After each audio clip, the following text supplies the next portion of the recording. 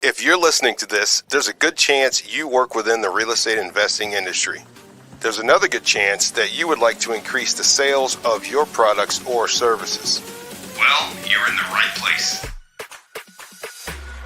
United States Real Estate Investor is a platform you need to place your brand directly in front of your target audience.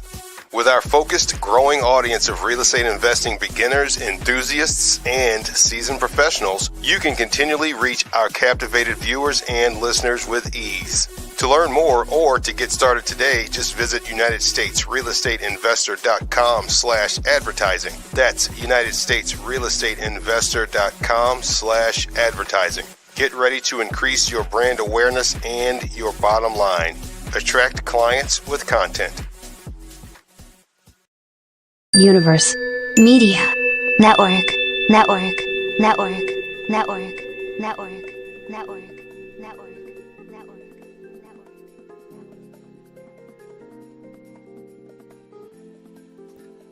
Welcome to This Month in Real Estate Investing, where we separate the noise from the news.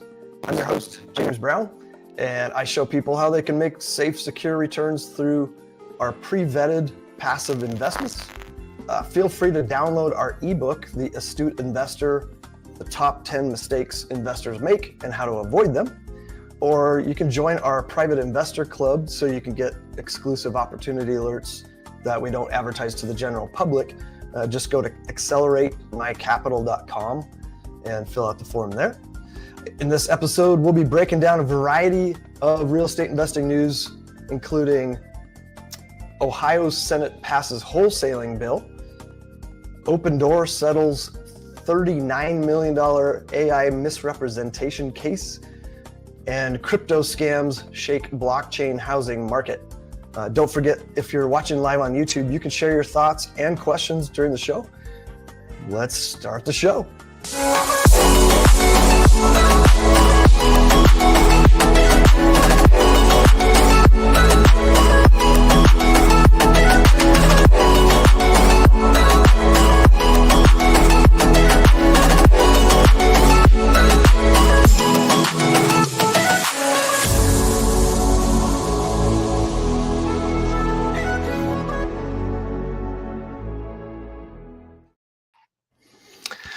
All right, we are a little light today. Two guests did not show up. Their loss. So we've got Joel Miller and myself today. I've got a link here from joelmillerbooks.com/about-Joel.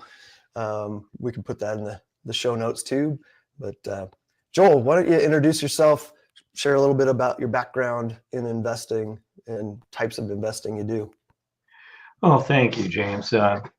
Nice to be asked to be on the show. Yeah. Well, for your listeners, I'm in northwestern PA, Erie, Pennsylvania, between Cleveland and Buffalo, right along the lake. And I have been a landlord. I'm in my 48th year as a landlord.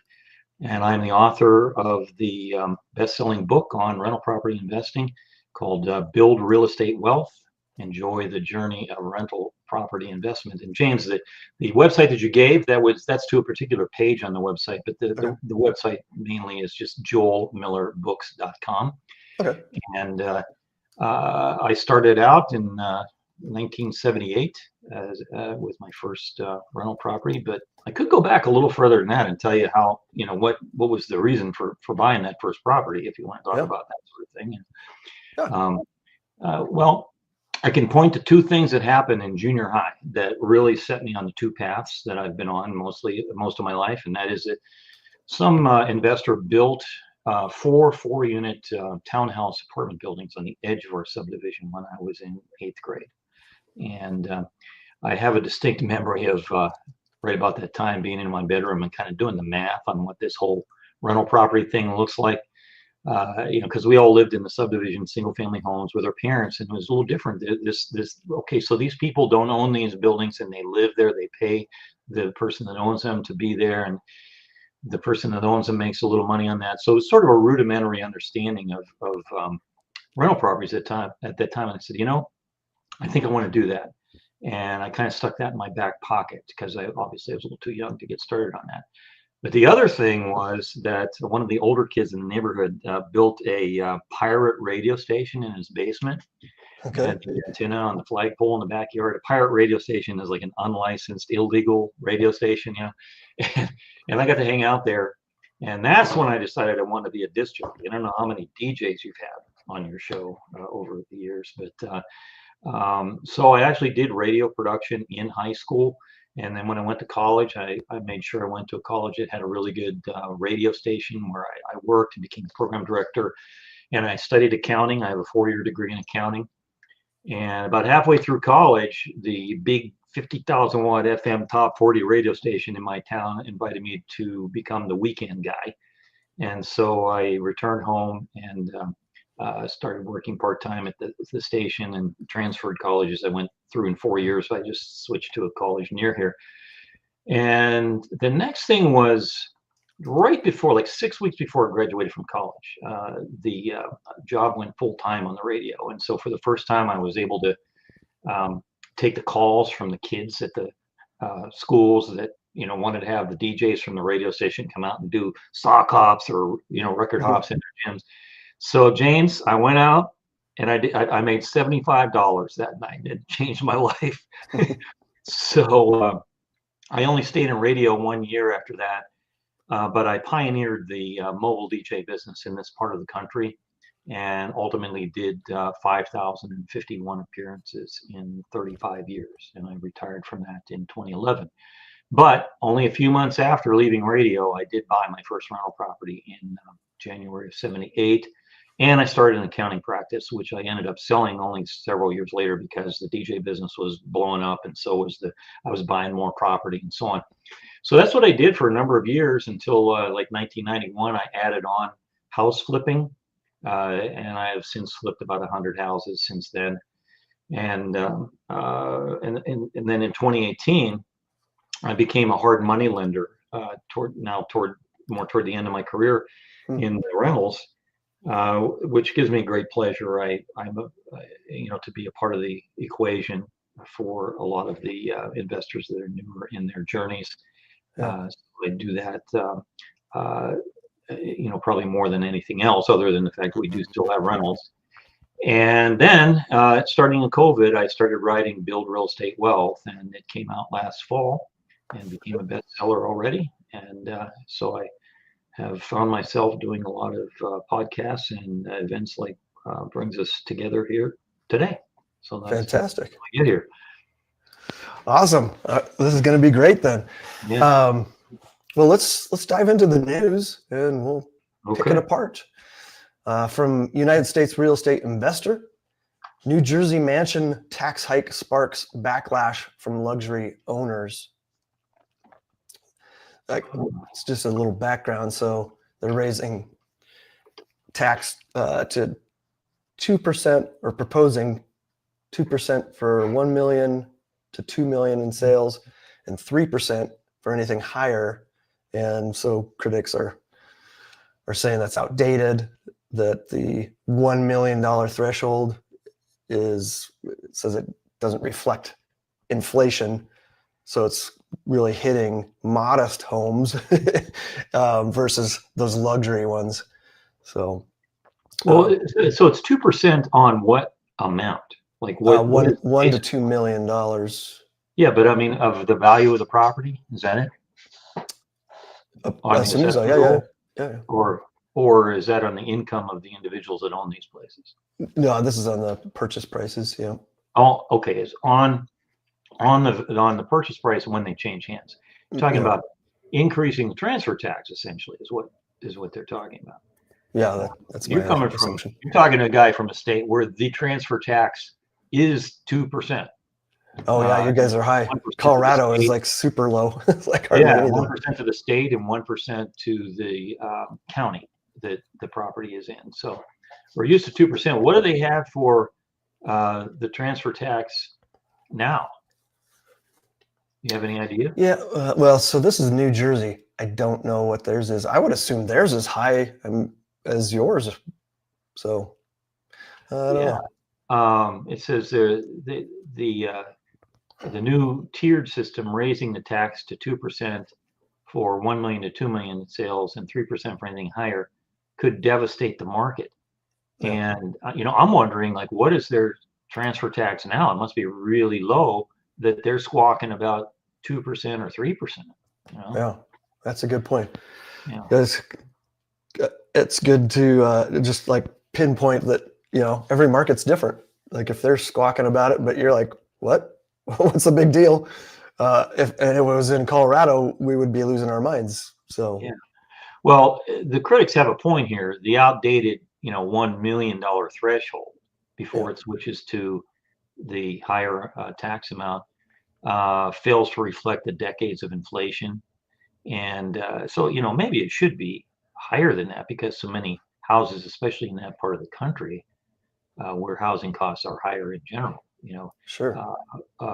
Already cost that amount. So I wonder what the percentage is over $1 million of the transactions, the dollar amount of the transactions that they have, or if really there's still a preponderance of the lower price houses. But any kind of tax will defer investment, but if it's going to be part of the equation, you just have to factor it in. But it says like you could add $30,000 to a $1.5 million deal. Yeah. It's not chump change. They're out there looking. The thing is, it doesn't look like they're taking the money to do something that has to do with real estate. They're shifting it into a whole other classification of expenses, like social programs. Right. Yeah. So interesting. If there's any listeners out there that know what those tax or those percentages are in New Jersey, put in the comments, or if you want to Google it for us, we can come back to it, address it. So, well, let's go to our next article from Seacoast Online. New Hampshire property owners warned about quitclaim deed fraud. Here's how it works. Oh, yeah, that's a mess. Yeah, kind of it's like stealth stealing. You don't even know you've been robbed, so to speak, until much time goes by. And in this case, there's some reason to access your ownership records on your property, like you're refinancing or you're selling or something like that. Yeah. And there could be a lot of time that went by from when this happened. Although I don't know how long these scammers wait to tell somebody that they own the property now. Right. Yeah. I'm sure I would assume as soon as they get control of it, they're marketing it, Yeah, be tough. So what do they do after they get the so-called deed? Quitclaim deed has been recorded. Then what are they doing? The ownership has been falsely transferred to them, and often on vacant lots, which is kind of smart if you're the criminal because there's not people there, but and properties with no mortgages. Yeah, I get that. Yeah, I think there's a bunch of different ways. Like land's one thing. With a actual property, they'll either go in and make it for rent or for sale and try to get deposits. With the rental scam, that's what they're doing, is like trying to get a big security deposit, and then poof, they're gone. Oh yeah, okay, yeah. They deal with somebody, like they advertise to local people somehow that are around the house, for example, looking for a place in that area to live. Yeah. And yet the scammer's out of town, so they deal with the local people long distance. And there's another version of this that you don't even need to do the quitclaim scam. It's just where they're lifting the information about a legitimately advertised rental property. Yeah.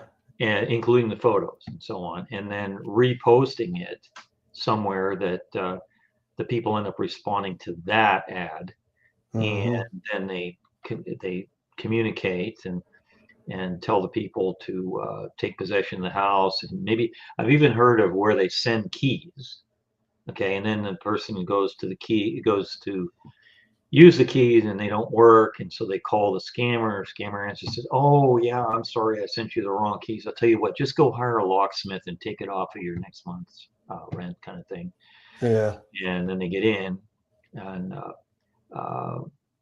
at some point the real owner finds out that they're there, and that's then they have to be removed. I came close with that one a couple of times when I was advertising some single family homes, and what I described to you was happening enough that like it was I think they duplicated a Facebook ad. So you got my Facebook ad, which is legitimate for that property, and then somebody else's, the scammer's Facebook ad. And like maybe I'm advertising it for $1,000, no pets, $1,000 plus utilities, no pets, whatever. So they'll advertise it for like, $650. Meow meow, woof woof. Okay. Literally, I've seen that, and or maybe $1,000 including utilities or something like that. Yeah. And that's obviously a more attractive thing than what I was advertising. And so what was happening was these two ads were on, and somebody that kind of knew who I was messaged me, said, "Hey, how come there's two ads running for your same property?" Oh wow, they saw both, huh? Yeah, and alerted me to this thing. So what I ended up having to do was I put a sign like in the front window of the property that says, if you are not here as a result of speaking with somebody at phone number, and I put my phone number in there that I use in the advertising, then you are being scammed. Oh, that's great. That's a good way to do it. But unfortunately, with these, okay, they're not being advertised. These ones in the news, these are not necessarily properties that are being advertised at all. So that there's a comparison ad, like in my case. These scammers have just simply found vacant property, or somebody that's out of town that isn't staying in their house anymore, or something like that. Yeah, free and clear properties. Yeah, they get control of them. So, yeah, the article says their advice is to monitor the property through Google Alerts, so you could put in, I suppose, the address of all your rental properties. So if something pops up, and right, if it's now suddenly being advertised for sale or rent or whatever, and it's your property. But also, you might notice that something is suspicious if you stop getting a utility bill. True. Yeah. Or you get a final utility bill. Like let's say the scammer successfully rents this property out, and the new people move in and put the utilities in their name. Well, whoever it's in right now is going to get a final bill. That's true. Yeah. That's an alert right there. And also, if you don't get your tax bills. Yeah. Another reason to put your name on like the water bill, so you get alerts if your existing renters stop paying, and because you don't want to lean on your property, but if it changes, I know what you mean. Like the water authority here will allow you to inform them of a new tenant, and they do bill the tenant directly. Yeah, but send you copy you. So you can tell whether your tenant's paying the bill. So we just got an alert from the water company, just like that, because we were on the notice. So when the tenant was late, we knew about it right away. So yeah. And you can kind of get on the phone and say, okay, what's your plan here? And because it would be a violation of the lease. They might have paid the rent, but if they haven't paid the other charges they're supposed to pay, then time for a notice. Yep. Yeah. Well, let's jump to the next article from WTLV TV, First Coast News. Florida, St. John's rental scam exposes Florida's growing real estate fraud problem. You know, why is there so much fraud in real estate? We get 2 stories in a row here. Can't people just all get along? Yeah. Be honest here. Come on. Yeah. All right. What are they doing here? Surge in the real estate scams is rivaling Florida's fraudsters use fake identities. Yep. Okay. Deepfake videos and forged Sunbiz business filings to steal and sell properties without the owner's knowledge. It's kind of a similar thing to what we were talking about in the last. Exactly. Yeah, this is actually this fraud, the scam that I was talking about that I was aware of happening on one of my properties. It's not necessarily a case where the deed has been absconded with. It's just simply offering something for rent that you don't own. Yep. And the way the scammers make the money is with the upfront fees because then the scam is very quickly figured out. After the people move in, it's usually not long until the landlord would find out what was going on. I mean, probably the landlord is coming to the property for other purposes. Right. Yeah. Yeah. Like this. Somebody living in there, like, hey, you guys, what are you doing here? You're not my tenants. So. Yeah. So by then, the scammer's not going to get any more money from the poor, unlucky fake tenants, let's call them. So exactly. That's it. That seems like a lot of trouble to get on the part of the scammer. To get like how much are you going to get for a deposit? It might only be a couple $100,000 if you or a couple $1,000. Right. That's to some people that's a lot of money, and if they can, it would take a lot more than that for me to come even close to thinking about the possibility of maybe perhaps breaking a law. You know what I mean? Yeah. Yeah. So, some people they're down on their luck and they're willing to do it. But right? It says here they're actually going to the extent of altering public records and impersonating owners through sophisticated tactics, including forged Venezuelan passports. Yeah, that's AI-generated video. What are they pretending to be the owner of the property in Florida, but they're from Venezuela, and they're proving it to the potential tenants by showing them the passport. Yeah, yeah, and maybe they're from Venezuela or some South American country. So if they get on a video or something, it's like, oh yeah, they're just the out-of-country owners. Mm-hmm. Yeah. Wow. It's we're gonna see more and more of this with AI. Yeah. Like they're talking AI-generated video calls. Mm-hmm. Yeah. Yeah, they could take your image or mine right now and try to figure out how to make it look like we're talking the words they want us to say. Yep. And like we're on some Zoom call with some potential renter or something like that. It's just crazy. Yeah. Well, I guess it's a good idea for citizens to monitor their ownership records and verify credentials before finalizing any transaction to avoid being defrauded. Mm-hmm. Yep. Yeah. I know I use Forewarn. We get it through our brokerage, so you can do background checks on people. So I'll talk about it in one of these other articles. A couple, I think, scams, and I used Forewarn, and these people didn't show up. So I'm like, they didn't even show up, so they're probably not real. Mm-hmm. So imagine this: you got some people misrepresenting themselves as who they are as an applicant for an apartment or a house, and you've got people that don't own the house that are pretending to be the landlord, and those two get together, and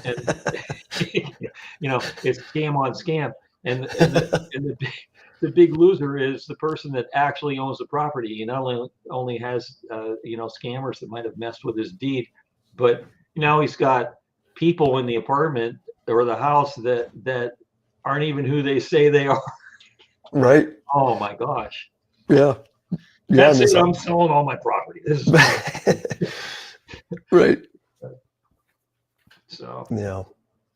Let's go to the next article from CBRE.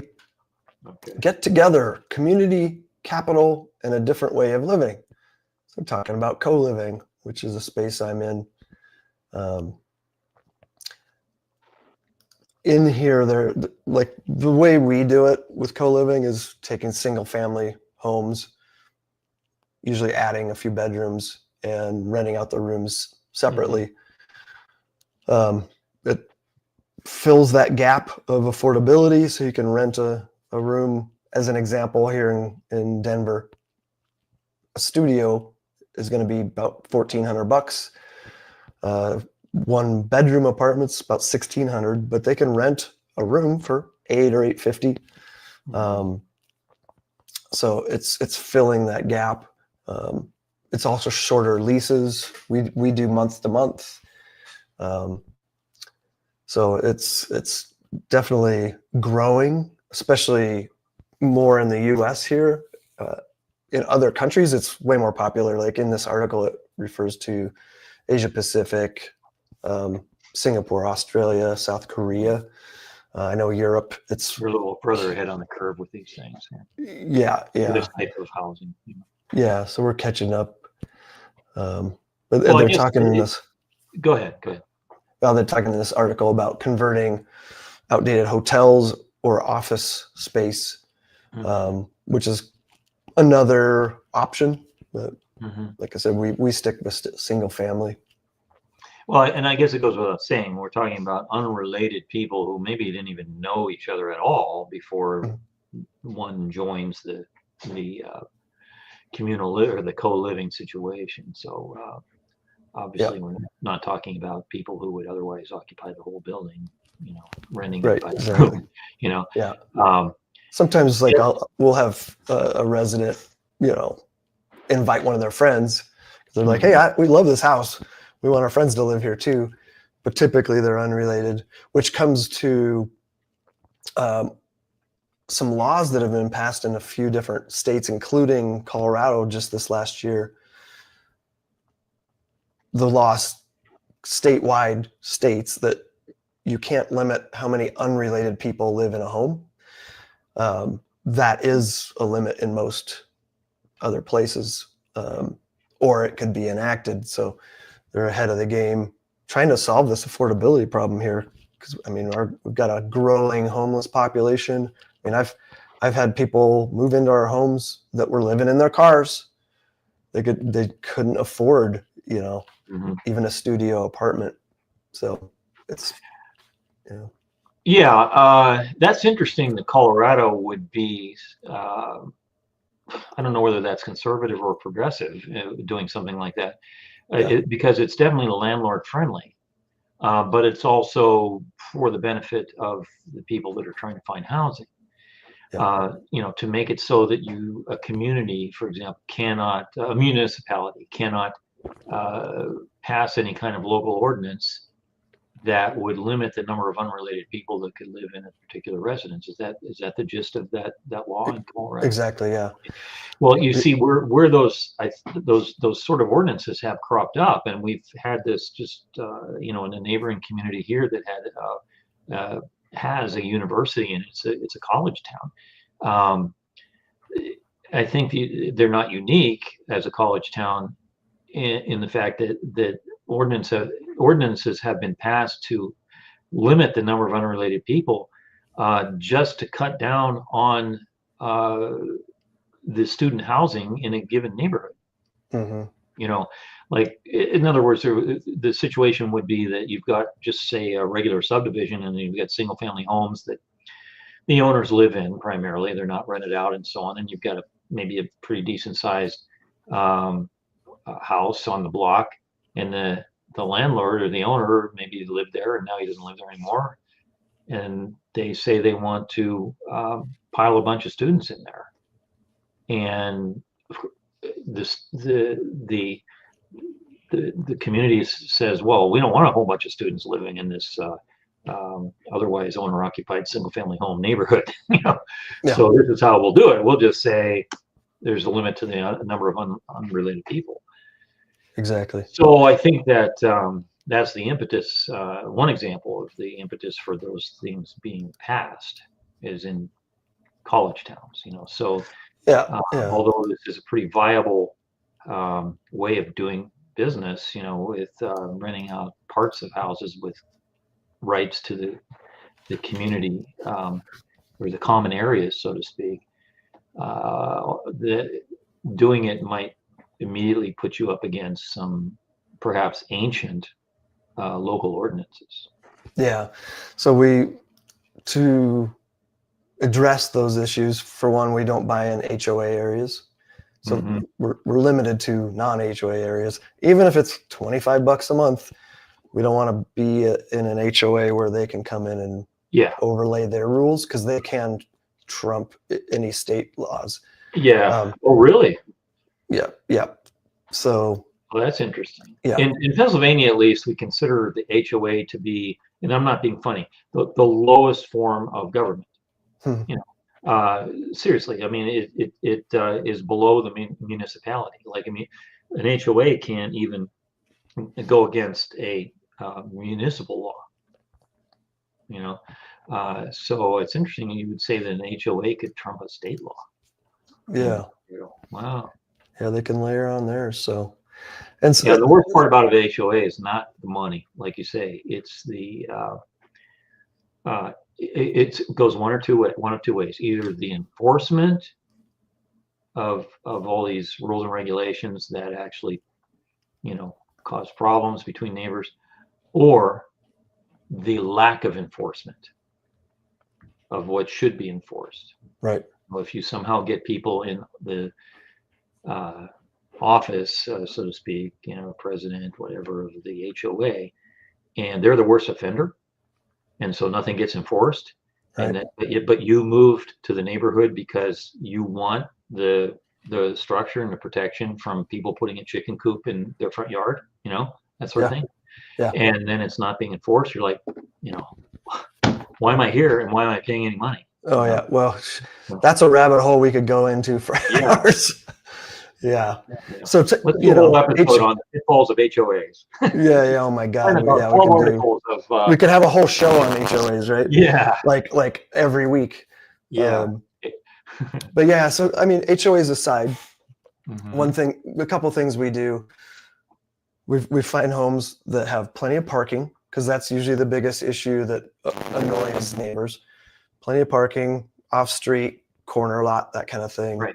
And then we don't do student housing. We're not doing sober living. It's just regular people that have jobs that, need something affordable. And some of them don't have cars either. Like, in fact, one of our houses right now, 6 out of 6 people do not have cars right now. So we buy to be on public transportation. Yeah, exactly. So yeah, there's a bus stop within walking distance. So, so those are some of the things. And landscaping.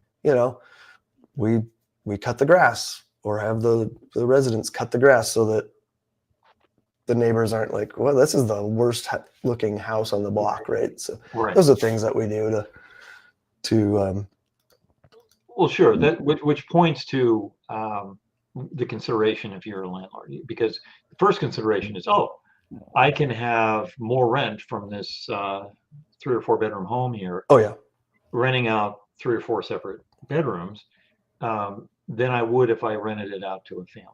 So that's attractive. Okay, yeah, I'd like to do that. But the opposite side of that is the increase in management. Yeah. Which, like you just alluded to, you're responsible for now the cutting in the grass and all the stuff that you would probably be able to get the tenant to do in a single family home.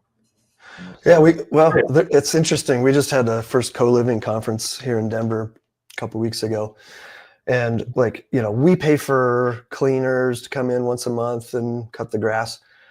Some other guys, they have a nice system where everybody that lives in the house takes turns cutting the grass, cleaning the kitchen, taking care of everything.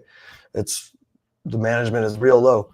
Even, conflicts between people, they've got a system to kind of get past that. Sometimes they might have to step in, but yeah, but you're totally right. There's going to be more management. On the plus side, though, less vacancy. You know, you're not going to have somebody move out and all of a sudden your $4,000 mortgage isn't being paid at all. You know, you might have one or two people out at one time. So you're not like losing your mind going, oh my God, I got to get somebody back in here. Right. And then, you know, like we've got cleaners going in and we'll go in. So we see, you know, if anything comes up, we're on top of it. If somebody moves out, we're having it cleaned, replacing anything that's damaged.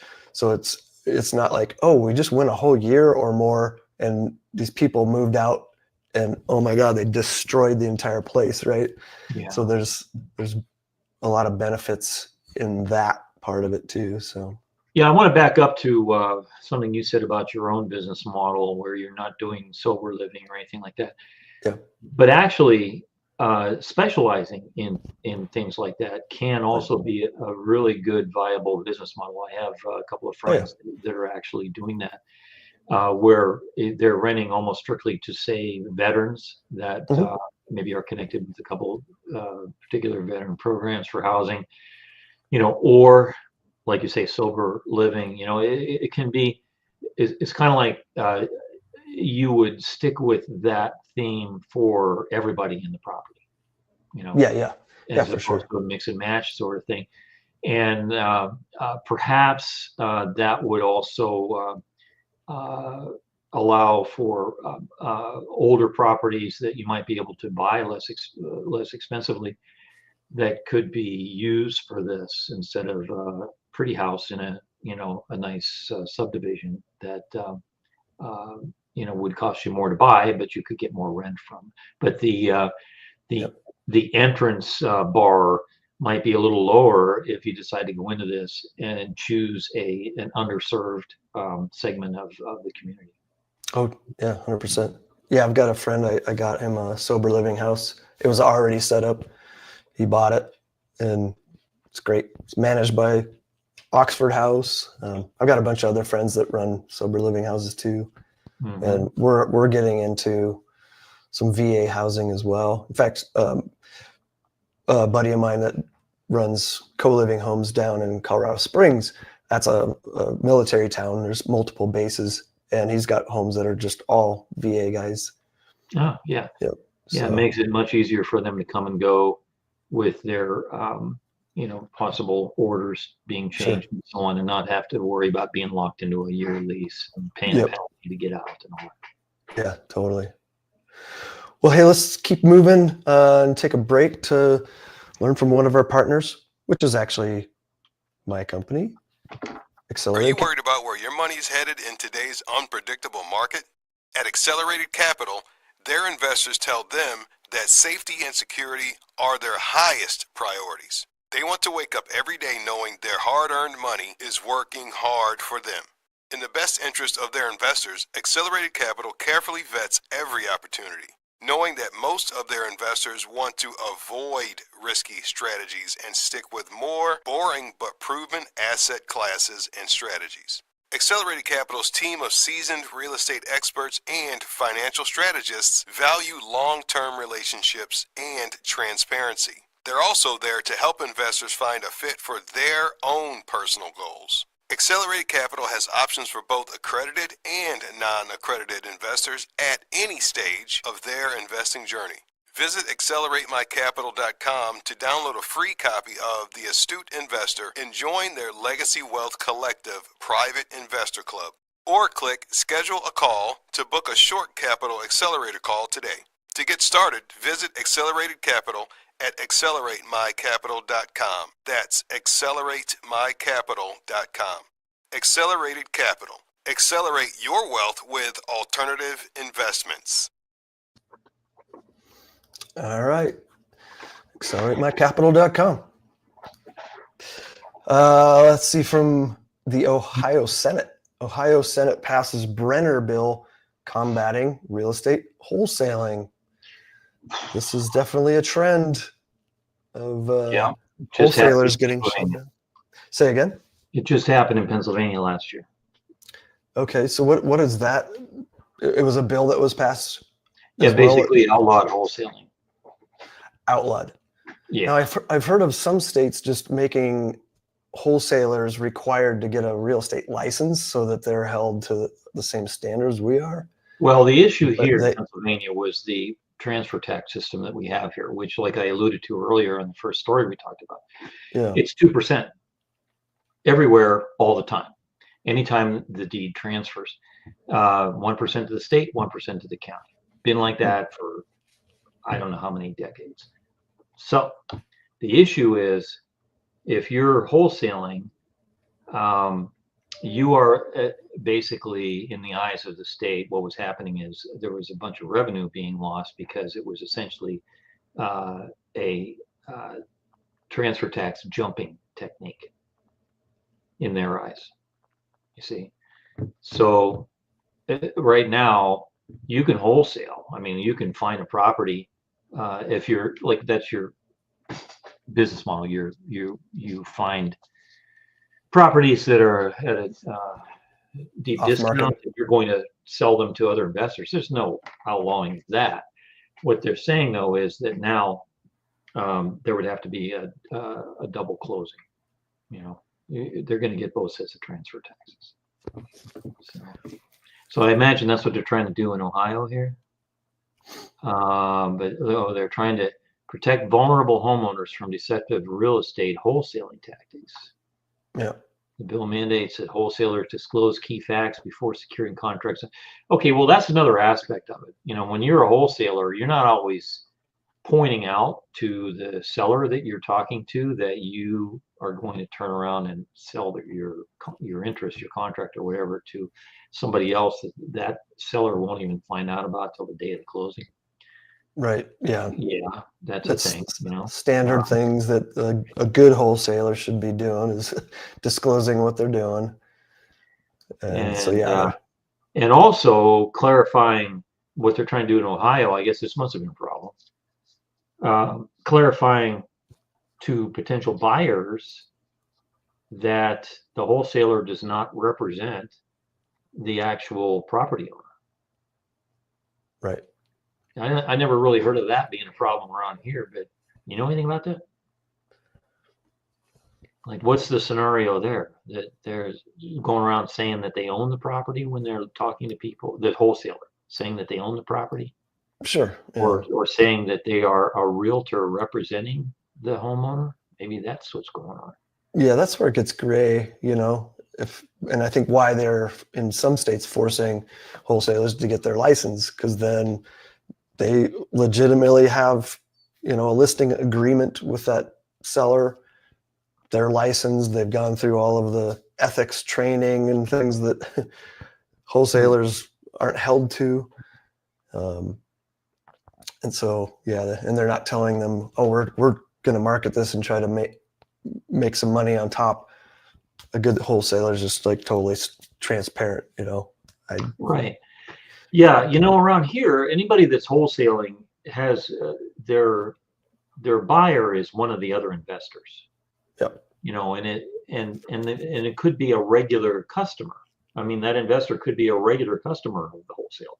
Yep. It's not like I've never really heard of the wholesalers almost saying that they represent the homeowner somehow, but maybe that was a problem in Ohio.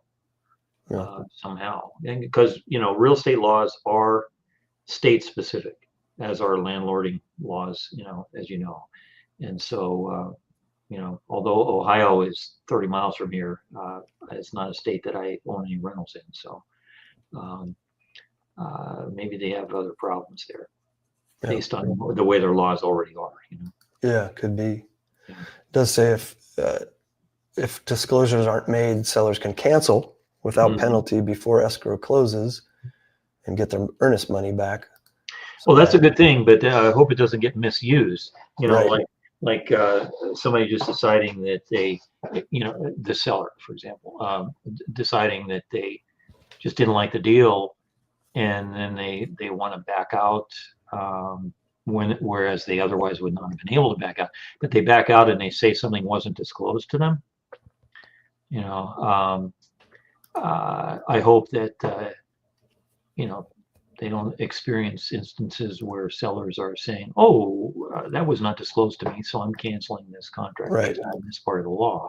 And then they go around the wholesaler. Yeah. Direct to the buyer because they probably got their info already. Yeah, exactly. You know, but that happens. Mm-hmm. Yeah. Hard to have a totally streamlined system for the wholesaling business model. There's always little quirks, I think, no matter where you're at, and no matter who the seller is and who the investor is you're going to sell to. You know, it's always going to be some quirks, and then, you know, and you can even, and that can even pop up just because of the particular attorneys that end up getting involved with the transaction. Because I found that different attorneys actually have different views on the whole wholesaling process, and they're in the same locality. Oh yeah, 100%. I've talked to both types of attorneys. Yeah, that's interesting. Yeah, you know, something that people are always talking about, like just getting rid of wholesaling altogether. I'm like, wholesalers work their butts off and they provide a value. Yeah, they can do it wrong, and that's why these kind of laws are being enacted, and probably should. But you know, realtors aren't out doing this stuff and finding, like, especially when it's a super distressed property. Like, you flip homes, a retail buyer isn't going to buy it when it's, you know, a hoarder house and maybe part of it's been burnt. Like, you need investors to buy those off market, right? So yeah, it all serves a purpose. You know, the wholesaler serves a purpose in the investing community. That's for sure. So yeah. Well, I hope we look it up. Yeah, be interesting to see what happens. I think it's definitely a trend. Senate passed the bill. I presume that maybe it still needs to pass in their house or something. It does say it. Oh yeah, the House for review. The Ohio House for review. Yeah. Okay. Yeah, we'll see. All right, from Fox Business, real estate tycoon rips Fed Chair Powell for doing more damage to housing market. It's Grant Cardone again. Oh. He's claiming harm done by not dropping the interest rates, which is suppressing demand and keeping inventory high and transactions low. So he's got a point. High interest rates do all those things. So, well, it has contributed to lowering the inflation by slowing things down. You know, the interest rates where they are. So maybe they just need to. I mean, the Fed is intent on helping to slow inflation even more. Maybe that's what they're trying to do here. Yep. So, but it sounds like Cardone is speaking for the investors, saying that, hey, you know, prices are dropping, but but the interest rates are not coming down fast enough. So, you know, one of those two sides to the story sort of thing. Yeah. That's where cash buyers that will hold in cash have this huge advantage.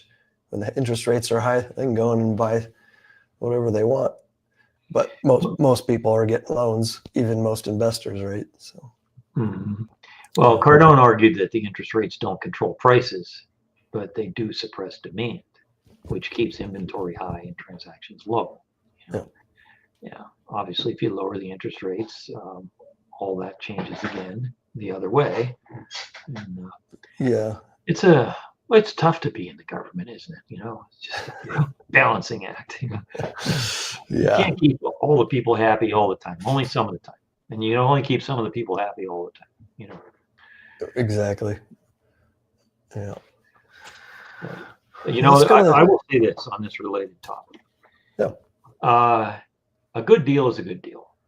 And if you're in this, you should be able to make your deals no matter what is going on with interest rates or the economy. It just changes where you find your deals, how you get your deals. I'll give you an example. I've been in this 48 years almost now, and I can't even remember how many economic cycles I've been through in all that time, but there's been several. And when I started in 1978, Jimmy Carter was president, and he was struggling with inflation, and prime was 22%. Mm-hmm. Okay, so I started and flourished with prime at 22%. Wow. And I was a tenant for the first 5.5 years that I was also a landlord. So in 1983, when I bought my first personal residence, I was pleased to get 12.5%. And, over time, I was able to buy that interest down by paying the bank that I had the mortgage with didn't want to lose the mortgage, so they would offer that you could pay. It was a percentage. It would amount to $1,000, $2,000, whatever, and they changed the interest rate automatically. That was, but so anybody that's listening out there, I want you to know 3.5 or 3.25% prime, like we had for, I don't know, 3, 4, 5 years. I don't know how long it was. Up to a few years ago, that's not normal. Okay, that's not normal.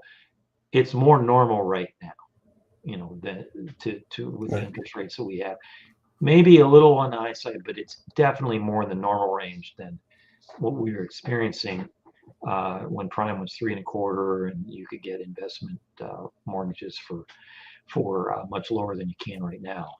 And that could be a problem that's coming up, is you've got 5-year adjustments on a lot of those mortgages that were obtained at a lower interest rate, and it's going to be sticker shock for a lot of people that suddenly see their payments go up because of the adjustment according to the terms of the mortgage. Right. And but on the other hand, you've had 5 years of everything that's been going on in the past 5 years to boost rental rates that should put you in a position that increasing your mortgage payment is not going to make it seem like you made a bad deal, hopefully. Right. Let's go to the next article from Los Angeles Times. State sues SoCal real estate tycoon, alleging widespread tenant exploitation. So, all right, who's the bad landlord here? So, Mike Nihar, something like that. I don't know. Palma Management, exploiting thousands of low-income tenants. So, it was like a 2-year investigation. Details were pointing out vermin infestations, sewage overflows, mold, deceptive leases, and violations of rent control laws. Hard to say what exactly was going on there, but it sounds like it was a habitual thing. So, anything that is a result of a 2-year investigation, it doesn't sound like it was a cursory evaluation of 2 or 3 properties that somebody owned. I wasn't there. I can't speak. And if anybody from this organization is listening, hey, we don't know what really happened here. Right. But in general, there shouldn't be ongoing reports of infestations or sewage backup. There were lawsuits, citations. Anybody's property, sometimes those are endemic to the property itself, that there could be situations you just can't get ahead of very easily, but you got to try. But other things that are administrative, like violations of rent control laws, that's totally within the control of the landlord, whether they abide by the law or not. In my book, I make a big point about this is information on how to be a good landlord, how to do things right, and it's not about how to you know, screw the tenants and not take care of your buildings. That's not what I would advocate in build real estate wealth. You know, and in maybe this is a good time to inject this. Um, I am often quoted, or I say around here, like when I get approached to give my input about a situation that maybe somebody has brought before me, that is a dispute between them and a contractor or them and a tenant or whatever. I say, look, you know, if I had a choice between losing all my money and losing all my relationships, I would lose all my money in a heartbeat, you know, because my relationships will help me get my money back, you know, but if I lose all my relationships and I've got a pile of money, that's just empty, you know, that's not wealth. There's a big difference between riches and wealth. Riches is just having the cash. Wealth is knowing what to do with the cash for the good of you and your community, you know, and you shouldn't necessarily be trying to squeeze every dime out of a situation, a contract or whatever that doesn't, you know, so that you leave somebody thinking that they were taken advantage of. You know, I have a saying that like don't make a withdrawal from a relationship just to make a deposit in your bank account. You know, your worth as a person is not strictly connected to the figures that you show a banker on a personal financial statement. You know, I love that. There's other things that create the worth of you as a person, and so I carry that into my landlording. You know, that can get messy. You know, it's a people business, and there's an artistry of landlording, and there's a science of landlording. And sometimes you have to find yourself in the artistry and just do what's right and move on. You know, I don't mean give the farm away. You know, I'm not talking about letting tenants not pay you and suddenly they have made you your favorite charity, or excuse me, somehow they have now made them your favorite charity. You know, I'm all about doing business and getting all your rent, but then, you know, being generous in your community, your church, you know, your family, whatever, with the money. But you decide what you do with it after you have the money, and don't let the tenants decide that they are your favorite charity by not giving it to you in the first place. You just have to be fair. Yeah, I like that. Let's go to our next article from realestatenews.com. All right. NAR, National Association of Realtors, membership structure, fees under fire in new lawsuit. So, NAR in the news again. Can we make it harder to be a realtor? Or claims that excessive mandatory membership fees hurt small independent brokerage. They're so unlicensed people on their teams are having to pay to be members of NAR, apparently.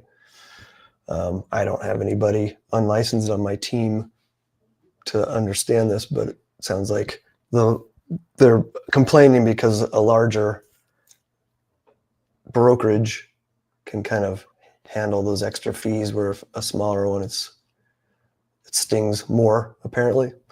I read through the whole article just trying to really understand what they were griping about, and I'm not really sure. You know, like that last lawsuit that was pretty frivolous, and attorneys made out, and then nothing really changed, except apparently realtors were making actually more after all of this. The stats were showing more. It's like, okay, well, that backfired. And I'm sure we're going to have a round of buyers getting with some attorneys and suing NAR coming from the other side. So, well, you know, anytime you've got a substantial fee for anything, you know, like not just what this is about, it obviously sets the bar too high for some people to pay and play, you know, and so, you know, I recognize there's probably got to be some fees, but no matter what the fee is, it seems with many things, there's always going to be people that complain that it's too much and it keeps them from participating. That's unfortunate because where did the big guys come from? They were little guys once too, Yeah. But on the other hand, like I say, this is one of those things. There's two sides. There's a cost to belonging, maintaining the services that are given by the thing you belong to. So I'm not a realtor, and so I really can't speak too much into this one. This one's on you, James. Yep. Yeah. I just, they're griping over it. I see it as cost of doing business. I mean, NAR's under fire from all different directions, including the membership like this. And for good reason, there are cases where they weren't representing us and we're paying them, the way we think, but they are also out there fighting for our rights and the rights of our buyers and sellers too. So I think it's, when there's money involved, there's always going to be somebody bitching from one side or the other. So anyway, NAR's a whole other rabbit hole we could get into. But well, let's take a break and hear from our next partner. All right.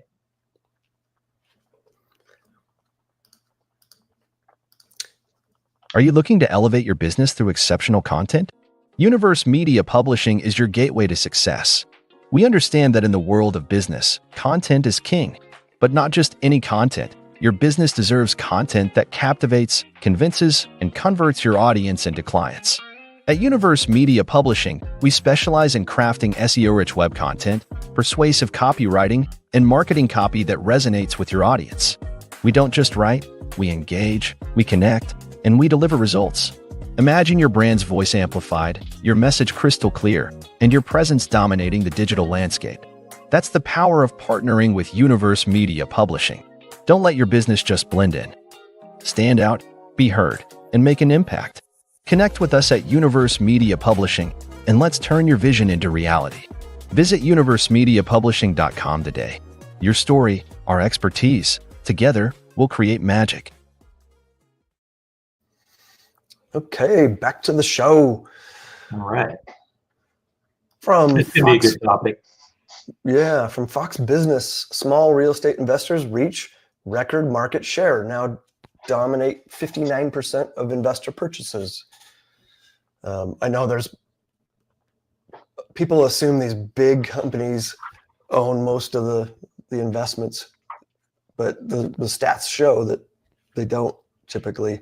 There's a lot of mom and pop investors out there that own these properties. So yeah, you're just talking sheer numbers of landlords. There's just more mom and pop landlords than there are big companies.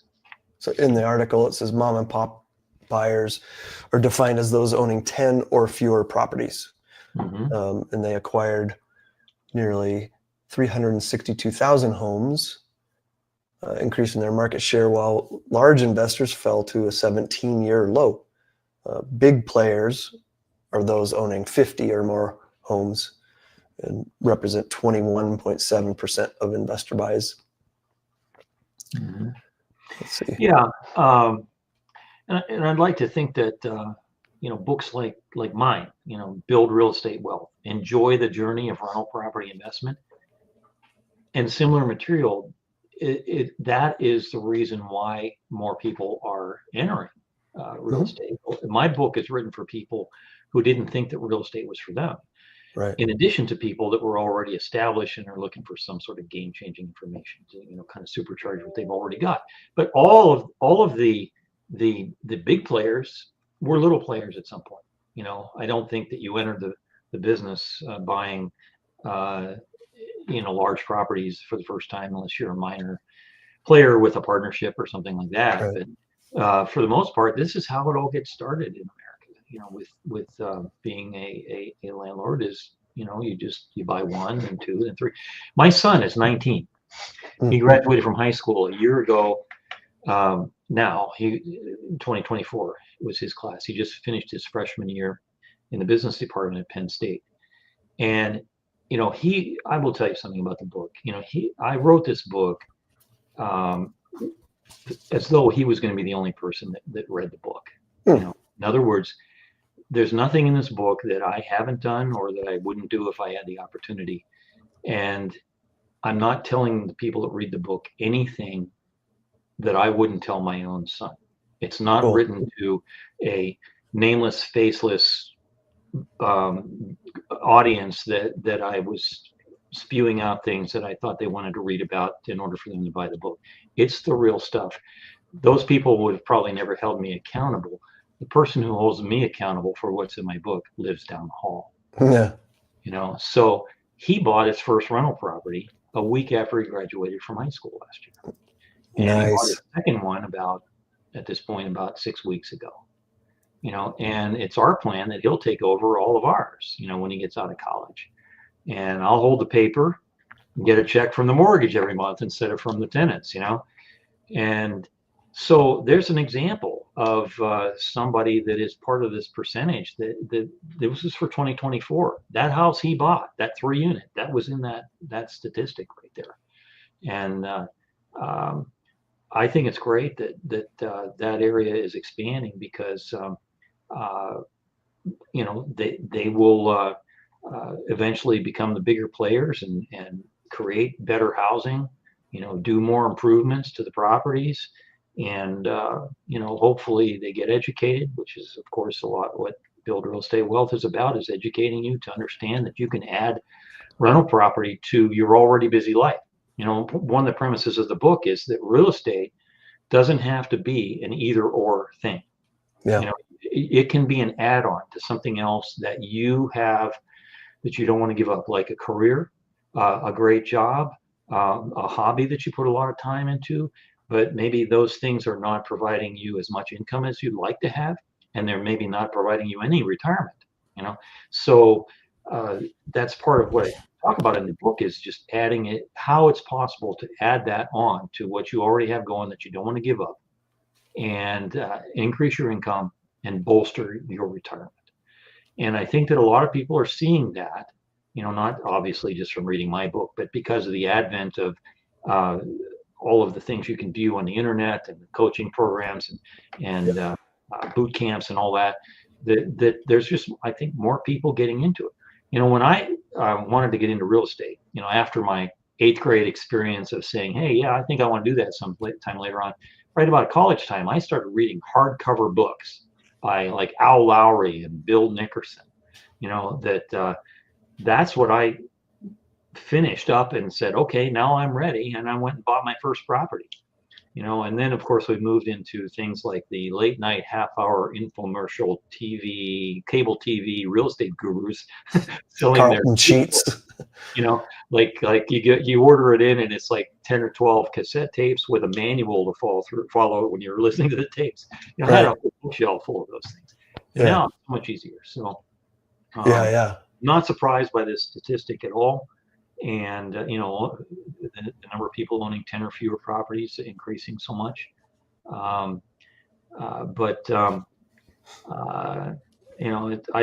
That's pretty cool. I'm glad that this is borne out in this study that they finished.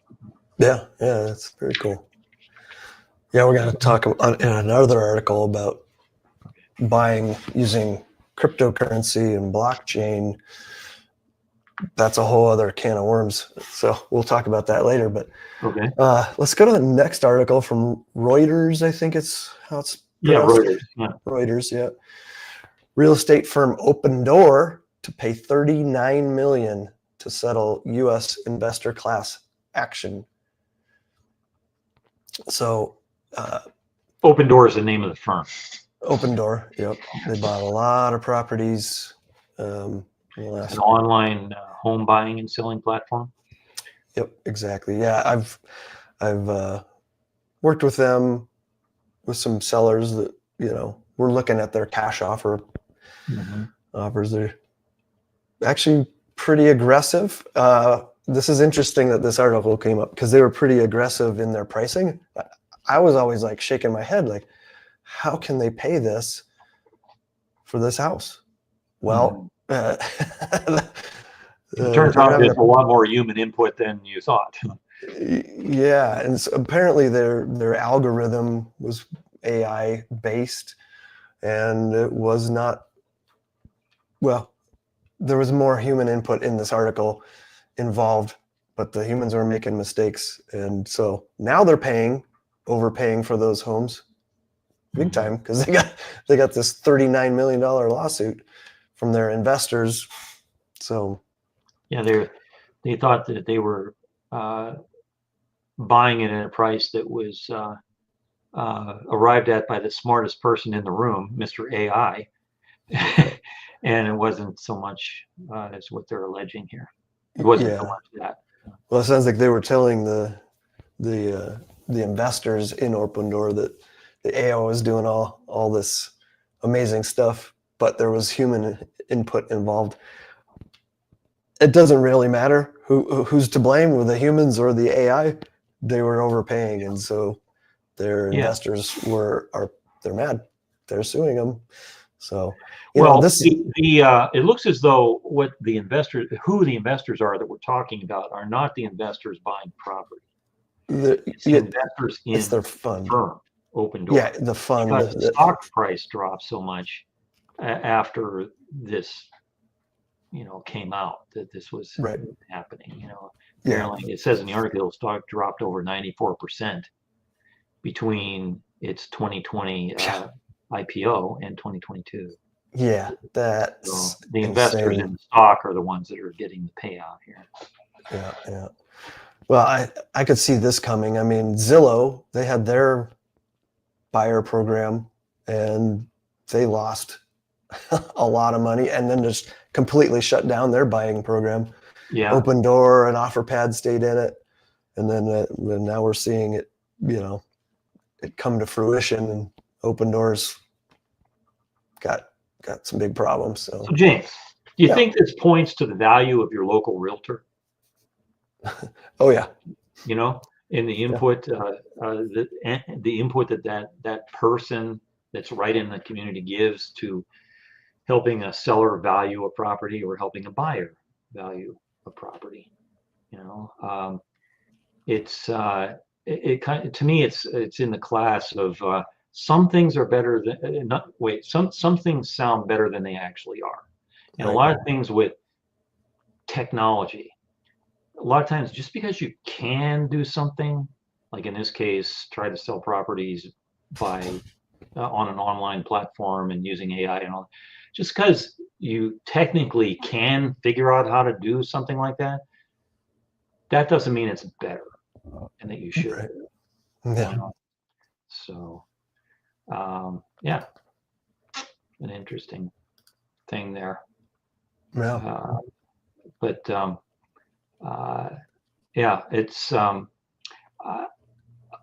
real estate is so much based on relationships, and between buyers, sellers, investors, realtors, and so on, appraisers. Of course, what an appraiser's spouse would say if they're having trouble falling asleep. Honey, tell me about your day.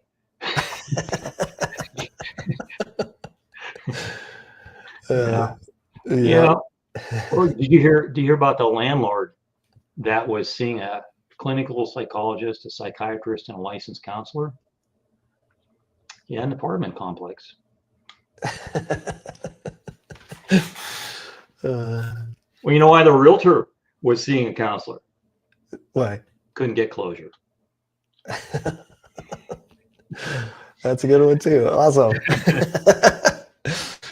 Real estate jokes. That's great. Of course, 46.7%. I mean, we're looking at statistics here. 46.7% of all statistics are made up on the fly. Exactly. Oh my goodness. You need to have your own show with all these one-liners. The real estate comedian. Well, I started out with nothing and I still pretty much have all of it. But you can't have everything. Where would you put it? Yeah. Oh boy. All right, cool. Let's go to the next news item from WPLG Local 10 in Miami. Yeah. Woman defrauds man of over 1.6 million with promises of Miami-Dade real estate investment. So this gal defrauded a guy, promising to help him purchase 6 foreclosure properties. The guy that was defrauded granted her full access to his business bank account. Big mistake. He's trusted her longstanding relationship and professional claims. I don't know what those claims were, what she told him, but investigators got involved and found out those properties were never for sale. They weren't in foreclosure, and the actual owners didn't know anything about her. And all the documents she used were fraudulent. And then she used all those funds she had access to for personal expenses. So now she's facing grand theft and organized fraud charges. Yeah, this doesn't sound like anything that far out of the normal modus operandi of a fraudster. It just happened to be that she said she was going to buy real estate. Other than that, this isn't really a real estate related question. This is no more than the classic one person gives another person access to their money because they're supposed to do something with the money and that person doesn't do it. Yeah. So unfortunately, in this case, she said she was buying foreclosure properties, which I guess if you're going to say you're going to do something or buy something, and you're after $1.6 million of somebody's money, then you got to find something that is relatively expensive as opposed to, oh, I was, supposed to pay your medical bills or something, and I didn't do it and took your money. That's unfortunate. Yeah. Just speaks to how important it is to have, I don't know what you would call it, but checks, on the expenditures that somebody can make using your money. I mean, I've seen, even in our own community, situations where a company has a bookkeeper that can write the checks to pay the bills. Yeah. And they're writing checks to themselves. Next thing you know, the company's bankrupt. Yeah. And the person has gambled the money away or something like that. So there's no recovery. Yeah. Just can't let anybody just take your money. Yeah. Sometimes easier said than done. I get it. This does mention or reference a long-standing relationship that they had. Mm-hmm. So it's not like they just met. Yeah. And she convinced him.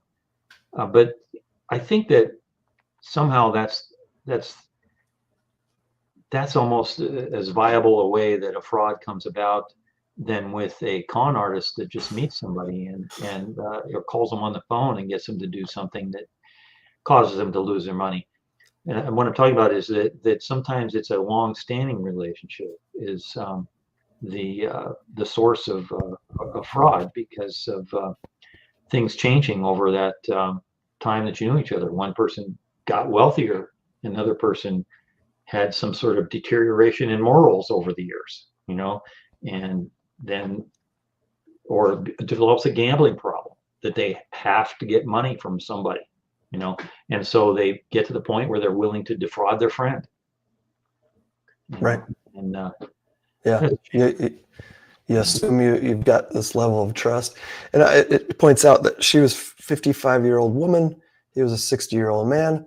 Maybe, he liked her on a personal level, and she took advantage of him, hard to say. Anyway, that's sad. Yeah, she took advantage of him, if this is true. Yeah. Yeah. That's for sure. Well, let's go to the next article. And this is the one I've got a little bit of a potential a comment. we'll get into it. So from United States Real Estate Investor, 2025 crypto scams and slumlords, the dark side of blockchain in real estate. So there's a lot of stuff to get into here. So cryptocurrency and blockchain, they're kind of two separate things, but blockchain and cryptocurrency have been, they've set up these fraudulent platforms, lured in people to invest in these properties. One of the things that this points out is that, and this is part of the problem with fractional ownership, is that you may put in however much you put in, but you don't really have control over those properties. And when stuff goes wrong, it could be, fingers pointed at you, even though you don't have any control. And in some cases, they were talking about, some properties weren't being managed well, and so it became a problem. People aren't making the money they thought they were going to, and they couldn't really do anything about it because they're just kind of a number on the blockchain. Mm-hmm. So I'm sure somebody that's deeper into this could comment on it. I know my old managing broker used to teach a class, a CE class, continuing education class, on cryptocurrency, blockchain as it relates to real estate. There's a lot of things like being figured out, and some of the dark side of this is coming out, where people are being taken advantage of intentionally. So I don't have a lot to say about it because I've never taken the cryptocurrency blockchain course or anything. So, I obviously have a little bit more of a beat on this than I would. But all I know is, it's the future. It solves a lot of problems, but can also create some problems. But like the idea of having things run through the blockchain faster. So like, when we start having transactions all going through the blockchain, going through title companies, things can be protected more, but it sounds like there's some gaps in security as well. Like here, I'll read this thing. It's a scam they call pig butchering. And I'm just going to read this, and then I'll make my comment. So in this con, a fraudster pretends to be a wealthy all-cash buyer and initiates a long-term relationship with a real estate agent. The scammer brags about making a fortune through crypto and then invites the agent to try the investment platform. It looks legit. The agent invests a little, gets a quick return, withdraws some profit, trust is built. Then comes the bigger investment, sometimes tens of thousands of dollars, sometimes it's their entire retirement fund, and then poof, the platform disappears and the agent loses everything. So that's called pig butchering. So I may have been on that path a couple times. I had a couple different potential buyers come to me, and they were both similar stories. They both had, American sounding names, but they both were Indian. I talked to both of them on the phone, but they had similar stories. They lived in another state. They were not married, divorced apparently, and had a small child. They wanted to move to Colorado and buy a home. And both had the similar stories. Oh, my mother has breast cancer and we need to get her into a hospital there to have her treatments. It was like almost identical stories, but they both were all about their crypto asked me a lot about like, oh, what crypto do you have? And oh, you should be investing. I think they, after these conversations, realized that I wasn't a good target for them. So it didn't go anywhere. But I kept pressing them like, hey, you know what? It almost seemed like the real estate they wanted to buy was secondary. Like I was trying to get like, what do you want to buy? What's your price range? How many bedrooms and baths? And eventually they would tell me, and both of them were like, oh yeah, I'm looking in the, $3 to $4 million range. I'm like, okay. And I think maybe that was because they're like making it seem like they made so much money in crypto. So I was always wondering, and nothing ever happened with those guys. They ended up ghosting me.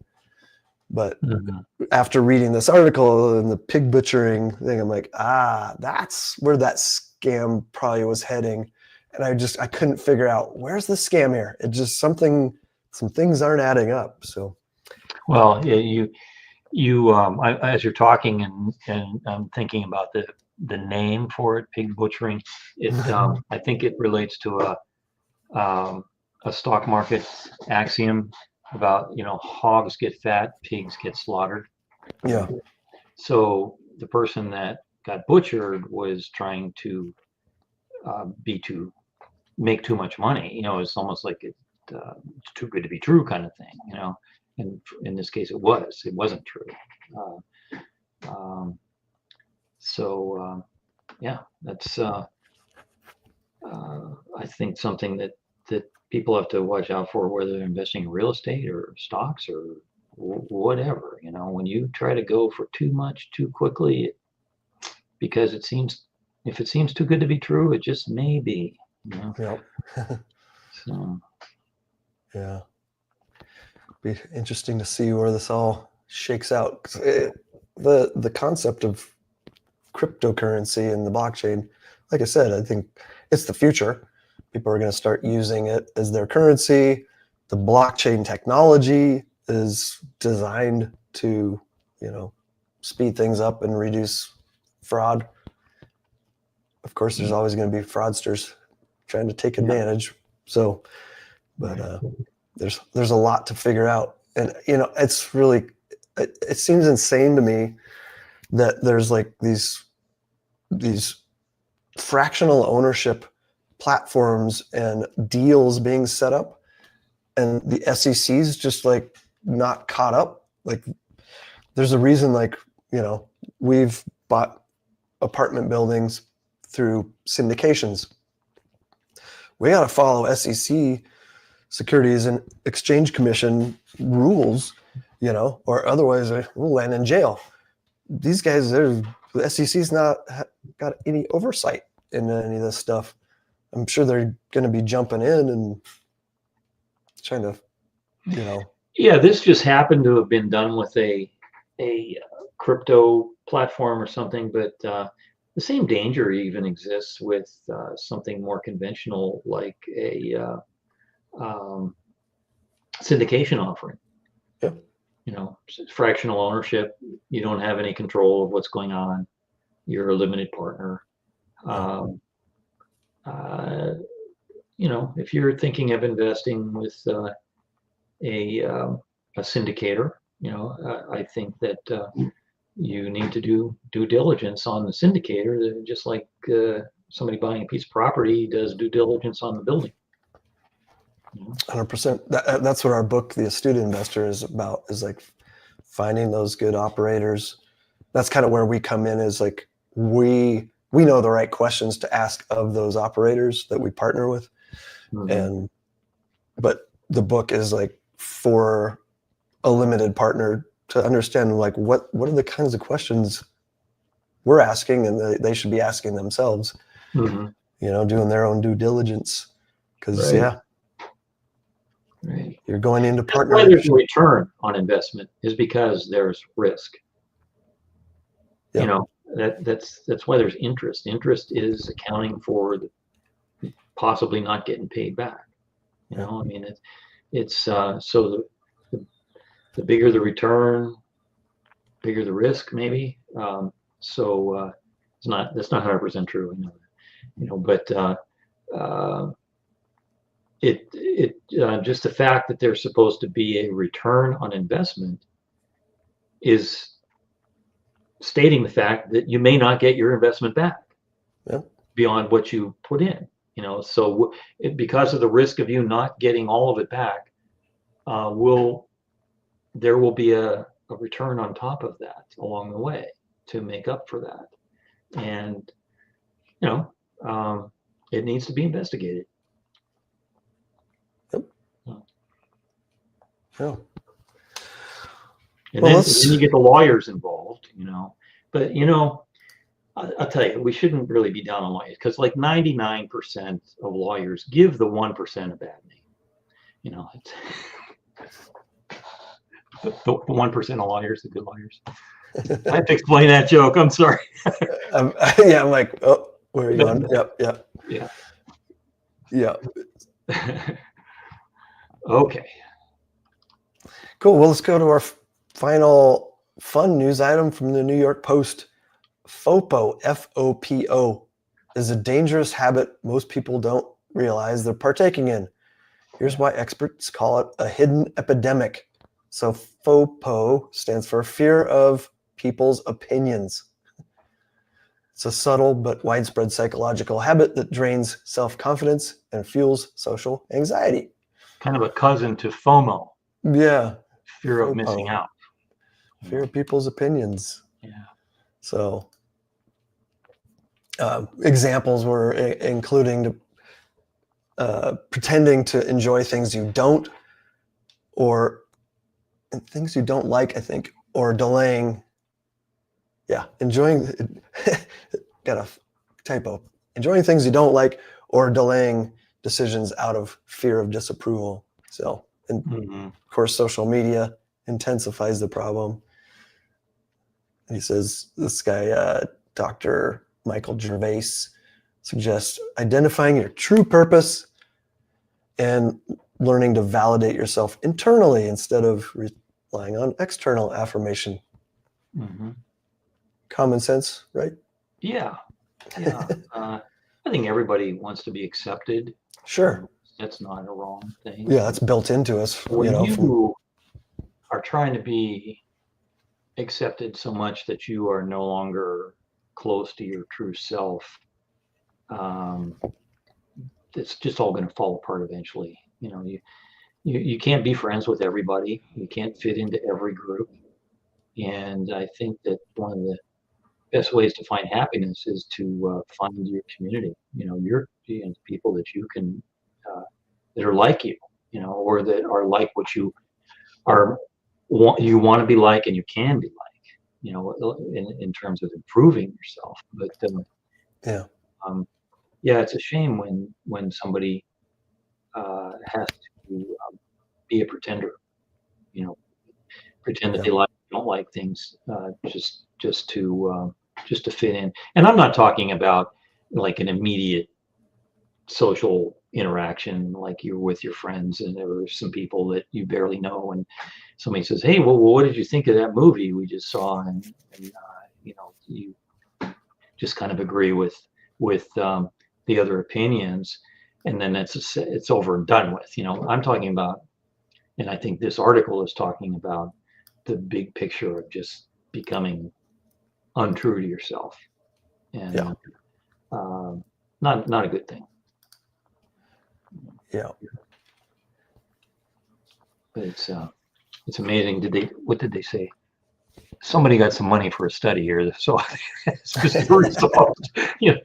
I'm not sure we even needed to do a study on this to know this, but okay. Totally. Well, cool. That covers the news portion of the show for this month. I'd like to thank our sponsors, United States Real Estate Investor Advertising, Accelerated Capital at acceleratemycapital.com, and Universe Media Publishing at universemediapublishing.com. And of course, thanks to our guest, Joel Miller, our one guest. Thank you, Joel, for showing up. Yeah. Why don't you let people know how they can connect with you and we'll go from there. Well, first of all, you can easily find me on Facebook, LinkedIn, Instagram, X. Just Google my name, Joel Miller, or my book, Build Real Estate Wealth, Enjoy the Journey of Rental Property Investment. I will say this, though. I have found that there apparently is a video game character by the name of Joel Miller that if you're not careful, you might start finding out a bunch of information on him. So it's often best to put Joel Miller and then follow that with something like real estate after that. But my book has become a bestseller. It's available on Amazon and I don't know, about 15 different platforms like that. But if you go to the website I created for the book, it's joelmillerbooks.com, JoelMillerbooks.com. And you can see on the homepage the entire table of contents. Click on a button, you can really see what we're getting into, because it's not a book that you just buy and put on your bookshelf and say you read it. Oh, that was cool. This is a book you buy and you park on your desk. It's becoming the new go-to reference book for getting involved or supercharging an existing portfolio with rental properties. And I don't know if you guys know who Ron LeGrand is. But Oh, Ron, yeah, I see your quote. Yeah, he was my first, Ron had a copy of it, and he wrote a review, and his last sentence was, "I wish I would have had his book when I was getting started." Yeah, so, he was my first coach. yeah. Ron is, he's like the guru of the gurus. Yeah. But and then it's fairly, it's a larger book than most books in this genre, which are usually only 200 or 300 pages long, and they talk about how to acquire real estate and fix it up and manage it and so on. This is much longer than that, but it's set up really nice where I use a whole lot of bold type words and paragraphs and sentences and so on. So if you did nothing but skip from bold type to bold type to bold type to bold type, to be a really easy read for you. You'll get the whole idea.